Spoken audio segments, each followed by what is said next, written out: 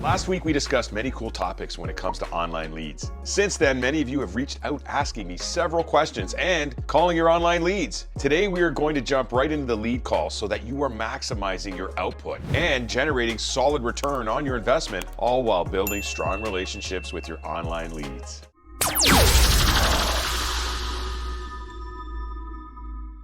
Hi, my name is Mansour. I've been a top producing agent now for over 15 years. It wasn't always easy for me, and I was lucky enough to experience the ups and downs of many different real estate markets. But the good news is that you don't have to, as what I'm about to show you will generate business and build relationships for life. Today is going to be packed with details. Make sure you have your pen and paper ready and turn off all your distractions. Today we are going to discuss calling your leads, the right time to follow up with your leads, how to follow up with your real estate leads, hours to avoid, and much, much more. At the end of this video, I'm going to share with you my one thing I do to generate maximum ROI from all my lead campaigns to generate relationship building with online leads and to complete transactions. So stick around for that. Many of us suffer from lead generation fears and procrastination. There are several reasons why, but the main reason is your mindset. The other problem is we have no system or roadmap in place once the lead comes into us. One of the burning questions I always get asked is, when do I call the lead once the lead comes into my CRM? That's an easy one. Right away. See, they should be expecting a call from you as they gave you their details. So it's imperative that you call them within the first 5 minutes of them registering on your website. Even if you are busy in showings, call them right away and introduce yourself and let them know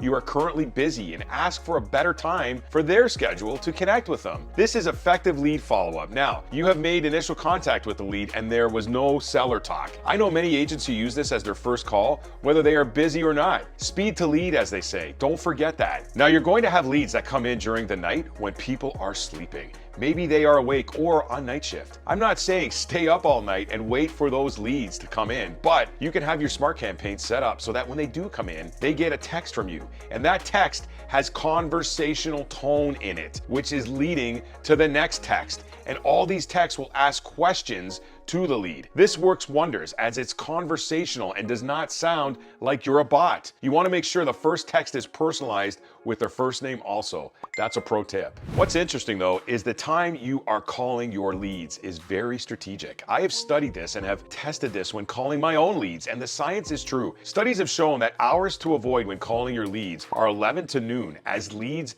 may be trying to tidy up some things prior to going to lunch. With that, noon to 4, people are on lunch or returning from lunch and trying to get as much of their work completed before they leave for the day. The best time to call your leads is 8:30 in the morning to 11 a.m. Believe it or not, leads procrastinate like us realtors do, and during this time, many are procrastinating before they must get into their workday. Another good time to call your lead is from 7 p.m. to 8 p.m. as people are more relaxed in their settings and more open to talk as a result. If you're going to call your leads on weekends, make sure you call between 9 and noon on Saturdays and never call on Sundays. Sundays are a very religious day for many, which can offend some if you decide to pick up the phone and start dialing. People also like to sleep in and laze about on Sundays. Having said that, if you are going to call on Sundays, mirror the time frame I mentioned earlier when calling on a Saturday.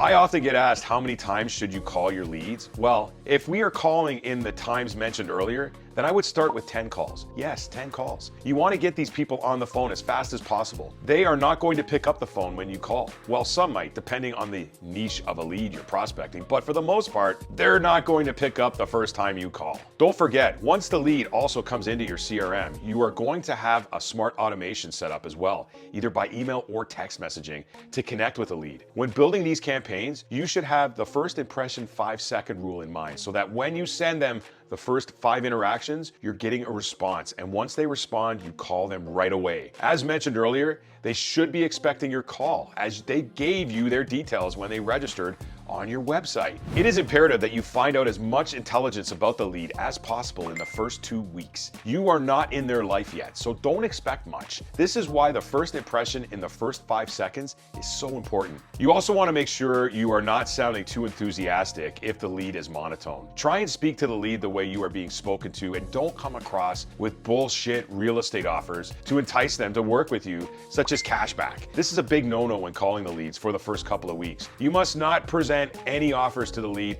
until you know and understand their needs. This is a great trust building strategy. Lastly, when I call all my leads for the first time, I am very aware that the first 5 seconds is crucial for the way the conversation is going to go. This is why the one thing I make sure I always do is not to introduce myself as Will Mansour from XYZ Realty. You can almost guarantee a hang up if that happens. You've essentially failed in your first 5 seconds. Instead, try saying, "Hi, it's Will from GTARealEstateSearch.com, and thank you for registering on my site." Then you can say, "This is simply a courtesy call to make sure the site is working for you and fulfilling your needs." People love feeling like they're in control, especially when it comes to calls like this. This is why the second part to my continued success is asking for permission. After you let them know this is simply a courtesy call, you can say, "Do you mind if I ask you what your real estate position is right now?" And make sure you use the proper tonality when asking this, which has enthusiasm, and you end with a question type tone. I cannot tell you how easy this is, as once you position the call as a courtesy call, the lead will put their guard down and start talking to you. This first 5 seconds will make the rest of the call very easy for you, I promise. Now that we have talked about when to call the lead and the crucial aspect of the first 5 seconds, we are going to switch gears. A few videos back, I introduced to you my brokerage's first pillar of income. Next week, we are going to discuss my brokerage's second pillar of income. This is an amazing income pillar, as there is no brokerage like this.